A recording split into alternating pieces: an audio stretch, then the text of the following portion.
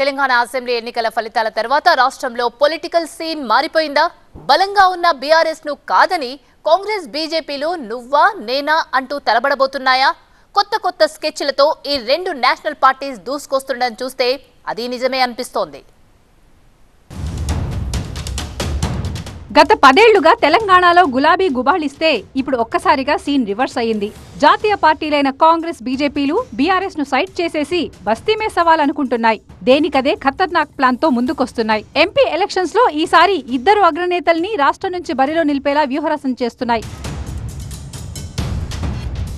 తెలంగాణలో అధికారంలోకి వచ్చిన కాంగ్రెస్ పార్లమెంట్ ఎన్నికల్లోనూ అదే జోష్ను కంటిన్యూ చేయాలనుకుంటోంది. అందుకే సోనియాను తెలంగాణలోని ఏదో ఒక ఎంపీ స్థానం నుంచి బరిలో నిలిపేలా ఒప్పించాలని నిర్ణయించింది టీపీసీసీ. దీనిపై ఇవాళ జరిగిన పీఏసీ మీటింగ్ లో తీర్మానం కూడా చేసేసింది. మెదక్, మల్కాజిగిరి, కరీంనగర్ ఈ మూడిట్లో ఏదో ఒక స్థానం నుంచి ఆమెను బరిలో నిలిపేలా ప్లాన్ చేస్తోంది. శ్రీమతి సోనియా గాంధీ గారికి తెలంగాణలో లోక్సభలో పోటీ చేయాలని యునానిమస్ తీర్మానం చేసి ఈ యొక్క ఉత్తరం కూడా రాసి అక్కడ హైకమాండ్ ఖర్గే గారితో రిక్వెస్ట్తో సహా సోనియా గాంధీకి రిక్వెస్ట్ చేయబోతున్నాం.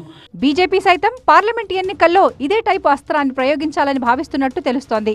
ప్రధాని నరేంద్ర మోదీని ఈసారి పార్లమెంట్ ఎన్నికల్లో తెలంగాణ నుంచి బరిలో దిగేలా ఒప్పించేందుకు ప్రయత్నాలు చేస్తున్నారు తెలంగాణ బీజేపీ నేతలు. సికింద్రాబాద్, మల్కాజిగిరి, మహబూబ్ నగర్ స్థానాల పేర్లు ఈ లిస్టులో వినిపిస్తున్నాయి. అయితే ఈ విషయంలో పార్లమెంటు బోర్డు పార్టీ నిర్ణయమే ఫైనల్ అంటున్నారు కేంద్ర మంత్రి కిషన్ రెడ్డి.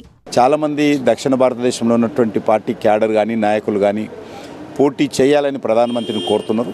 అది పార్టీ పార్లమెంట్ బోర్డు తీసుకోవాల్సినటువంటి నిర్ణయం కాబట్టి అది పార్లమెంట్ బోర్డు నిర్ణయం తీసుకుంటే గానీ ఆ విషయం మనం చెప్పొచ్చు. అటు కాంగ్రెస్ నుంచి సోనియా, ఇటు బీజేపీ నుంచి మోదీ. ఒకవేళ నిజంగానే ఈ ఇద్దరు అగ్రనేతలు ఈసారి తెలంగాణ నుంచి బరిలో ఉంటే మాత్రం జనరల్ ఎలక్షన్స్ లో ఈసారి రచ్చే.